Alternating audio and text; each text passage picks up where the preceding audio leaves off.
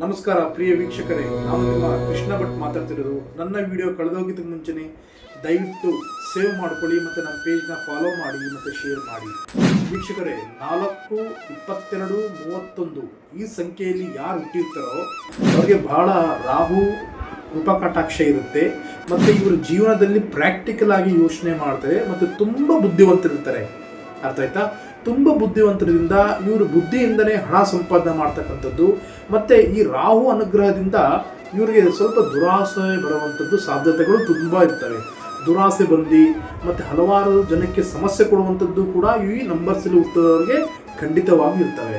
ಅದಕ್ಕೋಸ್ಕರನೇ ಈ ನಂಬರ್ಸಲ್ಲಿ ಹುಟ್ಟಿರೋರು ನೀವೇನು ಮಾಡಬೇಕಂತಂದರೆ ಪ್ರತಿ ಮಂಗಳವಾರ ಗಣಪತಿಗೆ ಕೆಂಪು ಹೂವು ಅರ್ಪಣೆ ಮಾಡಿದಂತಾದರೆ ನಿಮಗೆ ಒಳ್ಳೆಯದು ಕೂಡ ಇರುತ್ತೆ. ಮತ್ತು ಮನಸ್ಸಲ್ಲಿರ್ತಕ್ಕಂಥ ಈ ದುರಾಸೆ ಏನಿದೆ ಖಂಡಿತವಾಗ್ಲೂ ನಿಮಗೆ ಅದು ಪರಿಹಾರ ಆಗುತ್ತೆ. ವೀಕ್ಷಕರೇ, ಇದೊಂದು ಸಣ್ಣ ತಂತ್ರ ಮಾಡಿ ನೋಡಿ, ಖಂಡಿತವಾಗ್ಲೂ ನಿಮಗೆ ಒಳ್ಳೆಯದಾಗುತ್ತೆ.